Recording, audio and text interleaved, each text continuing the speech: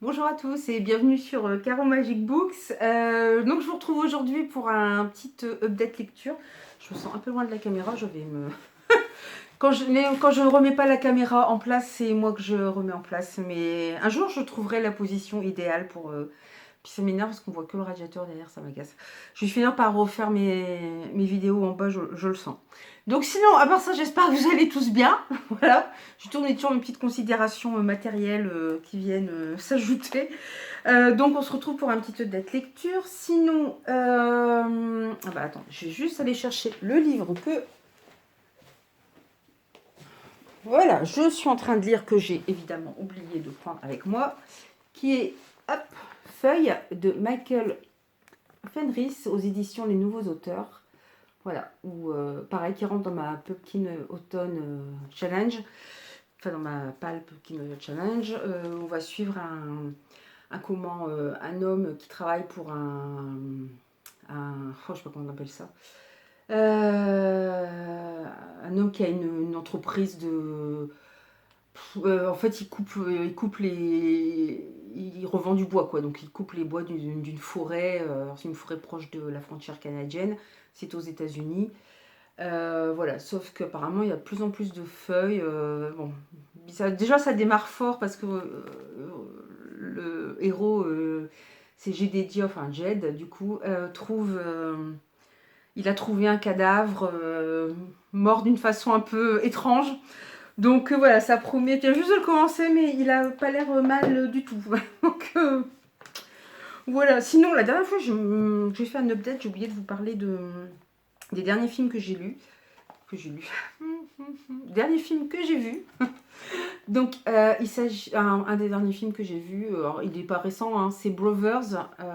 Donc, c'est de Jim Sheridan.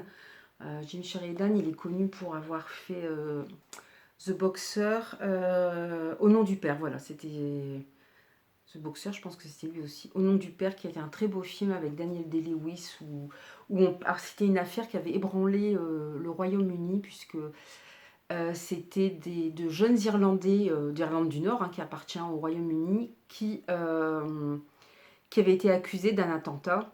Alors, ils ont fait des années de prison, mais ils avaient quoi, 18, 20, 22 ans, quelque chose.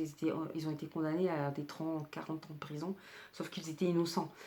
Donc on voit un peu le combat de ces jeunes, de leur avocate pour les sortir de là, leur vie en prison. Il y a un des jeunes qui est joué par Daniel Day-Lewis, et son père aussi est accusé, et donc il se retrouve en prison. Voilà, c'est un très beau film, c'est très dur, parce que bon, maintenant on sait, avec le recul, on sait qu'ils étaient innocents, qu'ils ont été, mais sur le coup, voilà. Voilà, donc c'était pour vous parler de ça. Brothers, là en fait, donc c'est avec Jack Gyllenhaal, Nathalie Portman et Tobey Maguire. Donc c'est un beau film. En fait, Tobey Maguire est militaire, il est envoyé en mission, et lors de cette mission, il est porté disparu. Jack Gyllenhaal, qui est son frère, va se rapprocher de la femme et des deux filles de Tobey Maguire. Voilà. Sauf que Tobey Maguire n'est pas mort. Ce qui est pas mal, c'est qu'en fait, ils n'ont pas eu une... c'est assez psychologique parce qu'ils n'ont pas eu une enfance facile. Alors autant, comment il s'appelle, Tobey Maguire, Sam. Lui est devenu militaire comme son père. Alors son père a fait, il jouait par Sam Shepard. Moi j'aime beaucoup Sam Shepard. Il a fait le Vietnam, et il est rentré du Vietnam évidemment entier physiquement, mais pas psychologiquement. Et il s'est mis à boire énormément, ce qui a été très dur pour les deux fils et pour son épouse, qui est décédée d'ailleurs.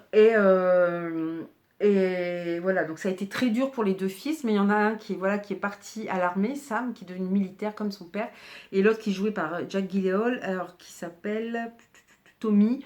Lui, par contre, on voit qu'il sort juste de prison. Je crois qu'il a braqué une banque, si je me souviens bien. Voilà, il fait plein de délits comme ça, plein de conneries comme ça, ce qui fait qu'il a des relations très tendues avec son père. Voilà, donc c'est un peu compliqué. Et quand son frère disparaît, bah, il se retrouve malgré lui à devoir il retombe dans l'alcool, hein, parce qu'il boit, tout ça. Et en fait, il y a un soir, il appelle sa belle-sœur au milieu de la nuit, qui est obligée de mettre ses gamines à 2-3 heures du matin dans la voiture pour aller le chercher. Et là, d'un seul coup, il réagit qu'il a une belle-sœur et deux nièces qui ont besoin de lui, qui sont perdues. Parce qu'elle, il faut qu'elle fasse face à tout ça, Nathalie Portman, mais qu'en même temps qu'elle s'occupe de ses filles. Donc voilà. Donc après, la suite, je vous raconte pas. Je m'attendais à autre chose, mais j'étais contente de la tournure qu'a prise le film, ce qu'a voulu faire le réalisateur.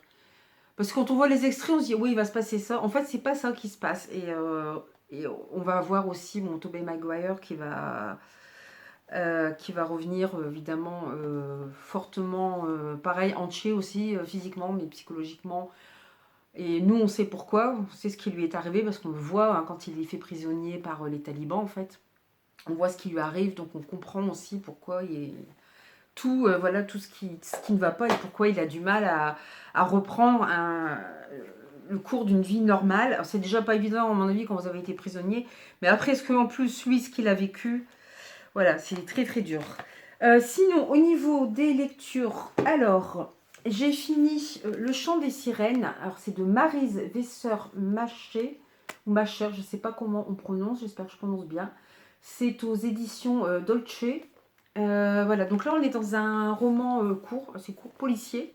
En fait, on va suivre Mathilde, qui est auteure, sauf que là, elle a le syndrome de la page blanche. Et on se dit, c'est pas un hasard si elle a ça, parce qu'elle a écrit déjà des livres, et là, elle n'y arrive pas. Et en fait, son éditrice lui a demandé d'écrire un livre qui parle toujours d'un livre policier, parce qu'elle écrit du policier, mais qui parlerait des relations fille-mère. Et on sent qu'elle a, on se dit, elle a un blocage avec son enfance, avec sa mère, pour qu'elle n'arrive pas à l'écrire. Donc voilà, déjà, ça met un premier indice, on se dit, qu'est-ce qui s'est passé? Elle décide donc de retourner dans la station, dans une petite station balnéaire où elle allait quand elle était enfant, près de la Méditerranée, et elle retrouve un ami d'enfance, Antoine.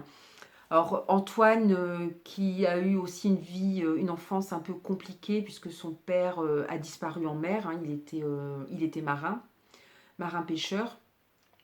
Antoine qui a une vie compliquée aussi parce qu'il est homosexuel. Voilà, donc ils se retrouvent, mais avant de se retrouver, Mathilde tombe sur un cadavre, sur le cadavre d'une femme qui travaillait dans la station balnéaire, je vais pas retrouver le nom, pas le clubhouse, mais ah, comment on appelle ça? Est-ce que je vais réussir à le retrouver? C'est un club, oui c'est ça, c'est un club. Alors pour ceux qui veulent apprendre à nager. Voilà, apprendre à nager, ou je crois qu'on peut aussi faire du bateau, je sais plus. Enfin bon, voilà. Donc c'était une dame qui travaillait, voilà, elle travaillait dans ce club. Et quand son cadavre est retrouvé, elle est retrouvée affublée d'une queue de sirène. D'où le titre, Le Chant des Sirènes.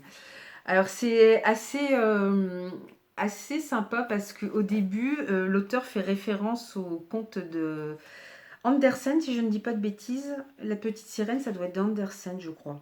Voilà, Andersen, oui. Donc elle fait référence à la petite sirène d'Andersen. Pas du tout la petite sirène de Disney, hein, la vraie histoire de la petite sirène. Voilà, elle redonne un passage du conte, un passage assez dur. Hein. C'est vrai que les vrais contes de fées sont quand même... ils ont été édulcorés, mais ils sont quand même assez durs. Ça explique un peu l'histoire, ça explique l'ambivalence après de l'histoire, ça explique... voilà, ça explique l'ambivalence de l'histoire. Et en fait, on va suivre ces deux personnages, Mathilde et puis Antoine, et puis on va découvrir peu à peu leur passé, ce qui les a unis, ce qu'ils traînent un peu derrière eux, qui les empêche quelque part d'avancer, tout en suivant une enquête sur cette jeune femme qui est morte. Donc voilà, je m'attendais pas voilà, ça a pris une tournure à laquelle je m'attendais pas, qui est plutôt plaisante, qui est une bonne surprise en fait. Donc voilà, ça a été une bonne lecture, puis bon, ça se lit tout seul, hein, puisque c'est très court. Alors, le suivant, alors ça c'était un livre que j'avais emprunté à la médiathèque. Alors j'avais voulu Jean-Baptiste Andrea, il y a encore un trombone dedans. Jean-Baptiste Andrea, il est connu pour avoir écrit, ça c'est son premier roman, Ma Reine. C'est aux éditions L'Iconoclaste. Oui, voilà, aux éditions L'Iconoclaste. Il a écrit un roman l'année dernière, je crois, qui a très bien marché. dont je ne retrouve plus le titre. Et je me suis dit, tiens, on a son premier, je vais lire son premier, Ma Reine. Alors c'est un peu... c'est une histoire qui m'a beaucoup touchée. En fait, on va suivre... comment c'est... on suit un jeune homme. En fait, il est atteint d'une déficience mentale, donc il a été déscolarisé. Oh, bien sûr, à l'école, on s'est moqué de lui. Il a été déscolarisé. Ses parents n'ont jamais voulu le mettre dans une institution comme... il a une sœur aînée, sa sœur aînée avait conseillé de le mettre, mais bon, ses parents n'ont jamais voulu se séparer de lui. Et ses parents tiennent une petite station-service en Provence, en fait. Et là, on est en 1965. Mais en fait, il en a... Je suis en train de regarder, mais c'est vrai qu'on n'a pas son prénom. En fait, il en a marre d'être couvé par ses parents. En même temps, un petit peu bousculé par son père aussi, parce que son père, par moments, perd patience face à son handicap, hein, parce que il comprend pas toujours les choses. Voilà, donc puis il fait un petit peu peur parce qu'il est grand, parce qu'il est costaud, donc il fait un petit peu peur aux autres, donc il n'a pas d'amis. Et il veut devenir un homme, donc il décide de partir à la guerre. Donc il prend quelques affaires et il s'en va comme ça dans les paysages sauvages de la Provence. Bon, bien sûr, c'est une catastrophe, hein, parce que c'est pas... Heureusement, il ne tombe sur aucune guerre, il n'y en a pas à ce moment-là en Provence. Mais il va tomber sur une jeune fille, une jeune fille de, je sais pas, 13-14 ans, je pense, 12-13-14 ans, qui se rend compte qu'il est pas, voilà, qu'il a une déficience mentale. Et elle veut bien devenir son amie, à condition qu'il l'appelle marraine et qu'il obéisse à tout ce qu'elle lui demande. Alors il va se nouer une amitié entre ces deux-là. Alors par moments, c'est vrai qu'elle est un peu dure, hein, cette jeune fille, elle est un peu, voilà, comme peuvent être cruels les gamins à cet âge-là.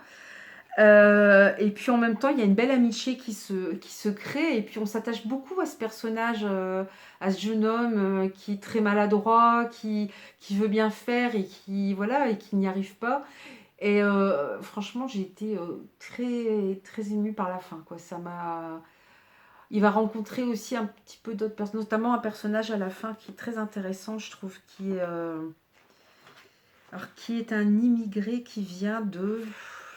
Je sais plus quel pays, je crois qu'il vient des Balkans, qui est berger, qui vit seul et en autonomie, quoi, qui vit loin aussi des autres, mais qui apparaît qu'à la toute fin du roman, mais j'ai beaucoup aimé aussi ce personnage. Et voilà, il va y avoir un enchaînement voilà, de choses. Et voilà. Et la fin m'a quand même fortement émue. C'est un beau livre. C'est pas un livre gai, mais c'est un beau livre. Voilà. Donc je pense que je lirai l'autre roman quand j'aurai retrouvé le titre. Alors celui-ci c'est... alors moi j'ai beaucoup aimé. Autopsie d'un drame de Sarah Vaughan. Alors c'est aux éditions Prélude. Alors je vais poser un petit peu mon carnet là. C'est pour ne pas oublier de livres à chroniquer. En fait, on va suivre plusieurs couples. Enfin, au début de l'histoire, on va suivre... Enfin, ça commence assez... Il y a tellement de choses à dire sur ce livre. Ça commence de façon assez spéciale parce qu'on suit... alors, c'est Jess, pardon, qui est une maman au foyer, qui a 2 enfants, dont une petite fille qui est encore un bébé, qui est encore en bas âge. Et le prologue commence d'une façon un peu étrange. Et à la suite de ça, Jess se retrouve aux urgences avec sa petite fille, et il se trouve qu'elle a une commotion cérébrale. Donc, et aux urgences se trouve Lise, une de ses meilleures amies, parce qu'ils ont des enfants du même âge. En fait, ils se sont rencontrés tous dans le même groupe de parentalité, de préparation à l'accouchement. Donc, ils ont tous des enfants du même âge, parce qu'il y a 4 couples en tout. Donc, Jess a 2 enfants, Lise en a 1 ou 2 aussi, elle est médecin urgentiste. Et elle se rend compte que, donc évidemment, il y a un traumatisme crânien chez cette petite. Donc évidemment, elle est obligée d'en informer son supérieur hiérarchique. Et dans ces cas-là, la machine se met en route, c'est-à-dire qu'on avertit les services sociaux. Voilà. Donc, et on a tout au long du roman, on a cette suspicion. Est-ce que Jess a eu un geste violent envers sa petite? Est-ce qu'elle l'a fait ou est-ce qu'elle ne l'a pas fait? Ou est-ce que c'était un accident? Euh, est-ce qu'elle est-ce qu'elle l'a fait volontairement avec... Est-ce que c'était sous le coup de l'énervement? Est-ce qu'elle l'a fait volontairement avec le désir de lui faire mal parce que c'est un bébé qui pleure beaucoup et elle a plus de mal avec cette... On se rend compte avec la deuxième qu'avec le premier. Ceci dit, il y a aussi des difficultés avec le premier. En fait, ce livre parle énormément, puisqu'on va retrouver, donc ils sont 4 couples, il parle énormément de parentalité. Et il y a un suspense, puisque tout au long du livre, on se demande ce qui s'est passé. Et à la fin, moi, j'ai commencé à avoir quelques doutes sur ce qui avait pu se passer. Ça s'est avéré... bon, j'avais pas exactement tous les détails. Ça s'est avéré vrai, mais pouf, à la fin, vous avez un twist final auquel je ne m'attendais pas du tout. Donc à ce niveau-là, c'est super bien fait. Vraiment, il y a un très très bon suspense. Mais en même temps, c'était surtout peut-être quand ça vous touche encore plus quand vous êtes parent. Mais il y a beaucoup de questionnements autour de la parentalité parce que c'est vrai que c'est pas facile d'être parent. Et voilà, on se dit un tas de choses avant d'être parent. On se dit je ferai comme ci, je ferai comme ça, et j'accepterai pas qu'il fasse comme ça. Et en fait, quand on est parent, on fait comme on peut. Alors évidemment, il y a des choses qui sont impardonnables, hein, d'avoir des gestes, voilà, des gestes de maltraitance, que ce soit physique, verbal, sur un enfant. Mais mais il n'y a pas que ça. Il y a aussi il y a beaucoup de difficultés. Il y a le burn-out parental, hein, qui reste toujours au-dessus de votre tête. Il y a le risque aussi de dépression postpartum. Ça peut des fois être qu'une petite déprime, ça peut être plus important. Il y a parfois des couples qui ne tiennent pas le coup, donc derrière vous avez des séparations. Il peut y avoir de la jalousie. C'est ça aussi, parce qu'on voit en plus, chacun se fait une idée de ce que vivent les autres. Notamment les 3 autres amis de Jess, hein, donc cette maman qui aurait peut-être maltraité sa petite fille. Voilà, se font une idée d'elle, et voilà, et notamment ils se font l'idée d'elle d'une maman parfaite, d'une amie très agréable, voilà, même si elle crée des jalousies. Pour certains, elle crée des jalousies. Pour son amie Lise, qui est médecin urgentiste, c'est une très bonne amie, mais c'est la maman parfaite. Mais à un moment, ce rôle de maman parfaite, on n'est que des êtres humains, hein, donc voilà. Et on voit tout ce questionnement. Alors, on voit, il y a des flashbacks. Hein, donc, on voit ce qui s'est passé, comment ils se sont tous rencontrés. On voit ce qui se passe entre eux deux, les réactions des uns et des autres, les services sociaux qui interviennent dans la maison, qui enlèvent aussi le fils aîné, du coup. Enfin, ils obligent. Il faut que ce soit la sœur de Jess qui vienne à la maison. Il faut quelqu'un d'autre pour venir s'occuper des enfants. Parce qu'on ne laisse plus Jess seule avec son fils. Sa petite fille, elle reste à l'hôpital, puisqu'elle est quand même plus ou moins en danger de mort. On ne sait pas ce que la commotion cérébrale va donner. Et voilà. Bon. Donc elle est obligée de rester à l'hôpital. Voilà. Donc on a les différents points de vue. Du père aussi. Les pères sont pas mis de côté. Pour une fois, ça c'est bien. On voit les pères aussi, notamment le mari de Jess, hein, qui lui est complètement dans son travail. Il s'est jamais tellement occupé de ce qui se passait à la maison. Donc il finit par se dire, bah oui, j'ai pas fait attention non plus. Donc voilà, et bon, pour lui, sa femme est innocente, mais quand même, il se dit, j'ai dû louper des choses, quoi. Et c'est vraiment passionnant, quoi. Voilà, ces flashbacks, c'est les réactions des uns et des autres, parce que même Lise, sa meilleure amie, elle finit par se dire, mais c'est pas possible. Mais elle le voit, je veux dire, elle voit que la petite a un traumatisme crânien, donc qui croire, enfin que faire, puis elle s'en veut parce que c'est elle qui a dû appeler les services sociaux, mais en même temps elle était obligée. Enfin voilà, voilà, il y a un très bon suspense et beaucoup de questionnements sur la parentalité. Alors depuis, il est sorti en poche, hein, celui dont vous pouvez vous procurer pour moins cher en poche. Donc ça peut... Et là, elle vient de sortir un nouveau roman, hein, Sarah Vaughan aussi, aux éditions Prélude, toujours, je crois. Mais je ne sais plus le titre.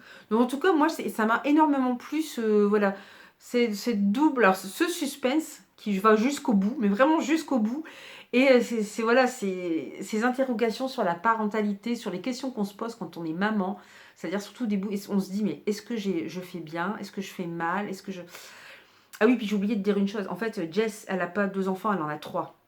Ce qui peut aussi changer beaucoup de choses, je pense. Quand vous passez de 2 à 3, ça peut aussi changer énormément de choses. Voilà, donc c'est la petite Betsy qui a un traumatisme crânien et donc la troisième.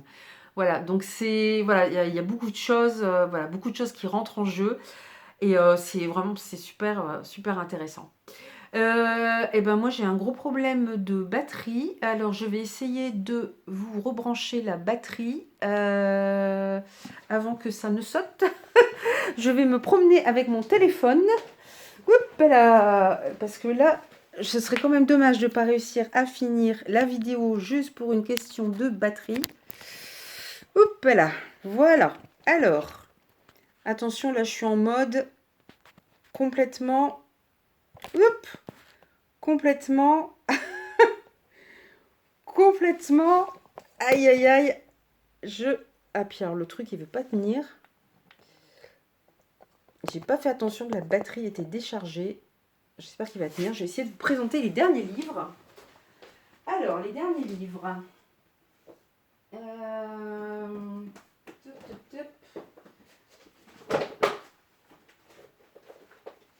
Là, je vous dis pas, on est en improvisation totale. Complètement, mais totale. J'espère que vous me voyez à peu près bien quand même. Voilà, donc un très bon livre pour moi, Autopsie d'un drame. Ensuite, je suis repartie vers du policier et vers un de mes auteurs, mes autrices préférées, je vous en ai déjà parlé, Louise Penny, qui a écrit la série Les enquêtes de l'inspecteur-chef Armand Gamache. Donc ça se passe... alors l'autrice est canadienne, mais ça se passe au Québec. Là, on voit des fois un peu les dissensions entre les Québécois enfin, les Québécois et les Canadiens anglophones, en fait, entre les anglophones et les francophones. Donc là, je ne sais plus le combien c'est. Elle en a écrit pas mal, hein, donc ça c'est aux éditions Actes Noir. Ils ont toujours des super livres Actes Noir. Et du coup, là, on va se retrouver. En fait, alors si vous avez suivi mes dernières vidéos, je crois que j'en ai lu 2. C'est peut-être le 3e que je lis là récemment. Il y a longtemps que j'avais arrêté la série, j'avais plus le temps de la lire, donc là j'ai repris un peu. Ça devrait être le 3e que je lis, ou le 2e en suivant. Oui, c'est le 3e. En fait, l'inspecteur-chef Armand Gamache, il est chef de la sûreté pour du Québec.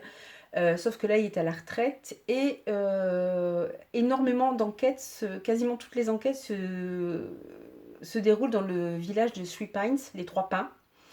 Voilà, qui est un village qu'on n'arrive pas à trouver sur les cartes, qu'on n'arrive pas à trouver sur les GPS, un village un peu perdu, avec des habitants super adorables. Moi, je suis tombée amoureuse des habitants de Three Pines, des personnages que Louise Penny décrit. Elle a une finesse, une façon de... Voilà, on est du policier, mais une façon de décrire ces personnages qui est absolument magnifique. On a des personnages vraiment très humains.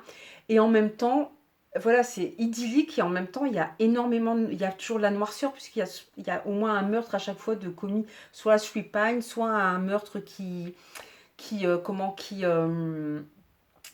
implique un des habitants de Three Pines.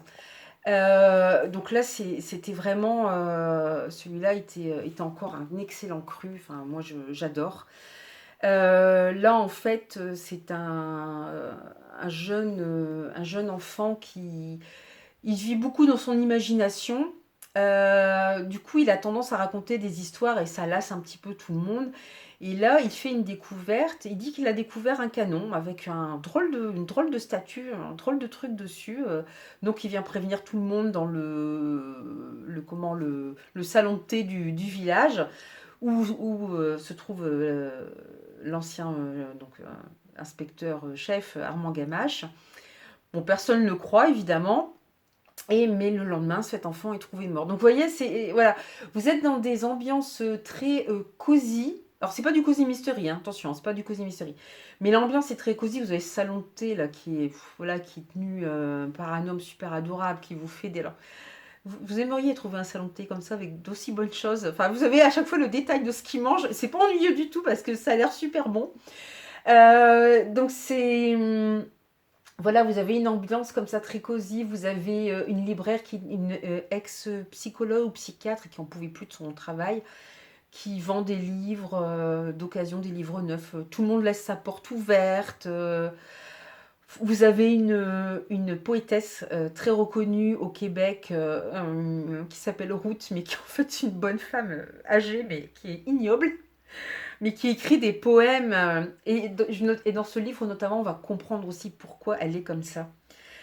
Et voilà, vous avez une peintre, Clara, qu'on a vue plusieurs fois, lors notamment du précédent, c'était un long retour, qu'on voit pas mal aussi, qui est une peintre qui est...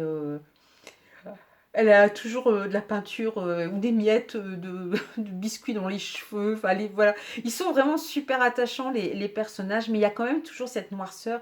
Et c'est ce que dit Armand Gamache, en fait. euh, les crimes naissent de quelque chose qui s'est passé, qui a eu lieu dans le passé, quelque chose qui a grossi à l'intérieur du futur meurtrier, que ce soit de l'amertume, de la rancune, de la colère, de la jalousie, ça a grossi jusqu'au geste final qui va faire tout éclater. Et là, en fait, on va partir dans le passé du village de Three Pines, dans le passé de la poétesse Ruth. Et on va quand même des parents aussi du jeune enfant. On va parler beaucoup de la guerre, voilà, et des ravages de la guerre. Et il était très prenant, et je veux dire, il parle quand même de, voilà, vous voyez cet enfant qui a des rêves, on voit un dinosaure, il imagine des choses, et voilà, et tout ça va lui être enlevé, on va le tuer, cet enfant, quoi. Voilà, c'est hyper triste, et bon, c'est très prenant. On retrouve dans les personnages l'ancienne équipe d'Armand Gamache aussi, qui va participer à l'enquête, bien sûr. Et voilà, pour moi, ça a encore été un coup de cœur, mais j'adore le. Alors, je crois que pour l'instant, parce que c'est sorti, alors celui-là, il date de juillet 2020. Il y en a encore un que j'ai pas lu, et je crois que je ne sais pas si elle a. Parce que là, elle en a écrit un autre cette année. Alors, bizarrement, elle a écrit un roman avec Hillary Clinton. C'est assez étrange. Je ne l'ai pas lu, hein, c'est une fiction aussi, c'est un roman, mais je ne l'ai pas lu. Mais je voudrais surtout continuer. Et je pense que Armand Gamache, il doit manquer que un ou deux, je pense, à tout casser. Et moi, j'espère qu'elle va en écrire d'autres, parce que sinon, je vais être triste. Enfin, voilà. En tout cas, moi, j'ai un gros coup de cœur pour cette série, parce qu'on a des personnages très humains. Très, je veux dire, c'est un peu comme tout, vous et moi, quoi. C'est, voilà, des personnages lambda. Un Armand Gamache qui est vraiment très humain, très...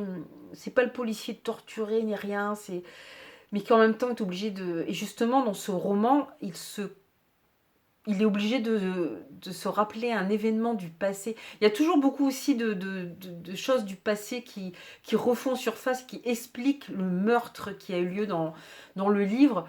Et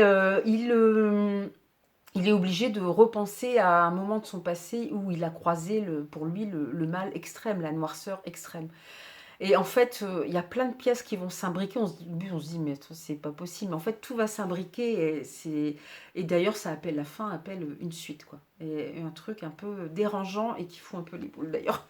Voilà, donc si vous n'avez pas... par contre, je vous conseille de les lire dans l'ordre. Surtout, c'est peut-être pas... Mais moi, les derniers, lisez-les dans l'ordre. Parce que sinon, vous allez être complètement spoilé, hein. Ça va être...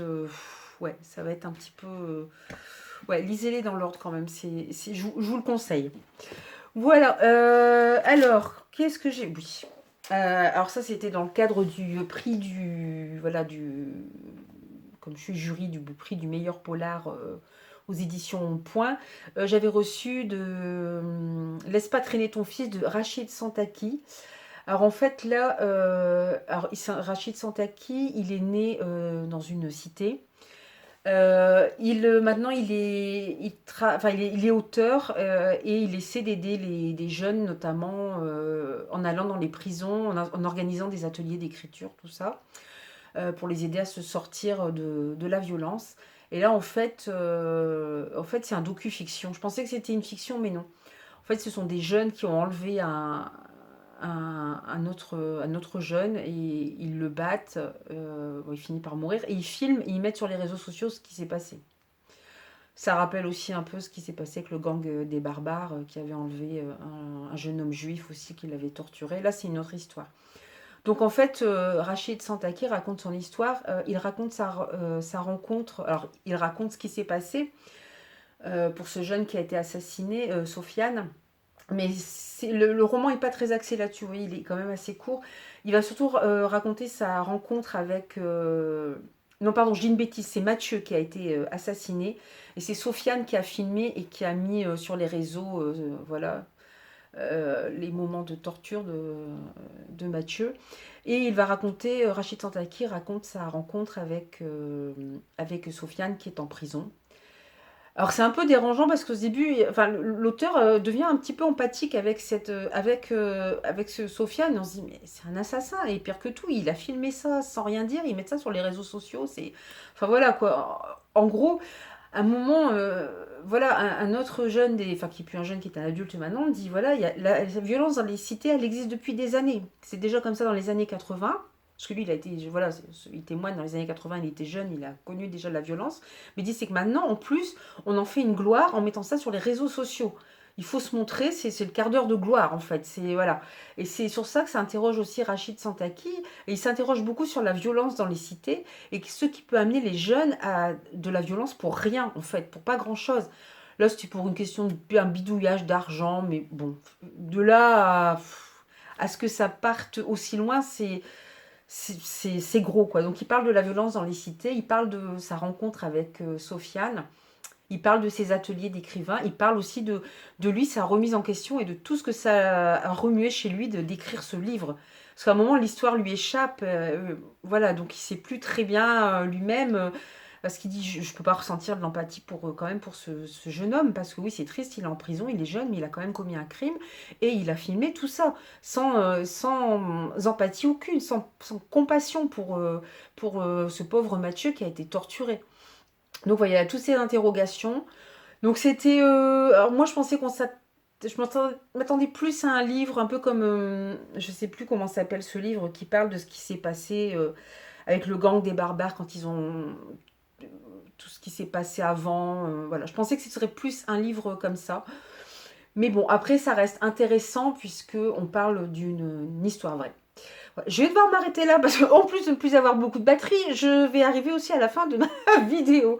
Donc comme d'habitude, si vous avez aimé, n'oubliez pas de laisser un petit like, hein, ça fait toujours plaisir, de mettre un petit commentaire, puis de vous abonner, voilà, si les vidéos vous intéressent, si vous voulez suivre les prochaines vidéos.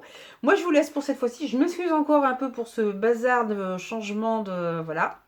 Et puis je vous souhaite de belles aventures livresques et je vous dis à bientôt, bye bye.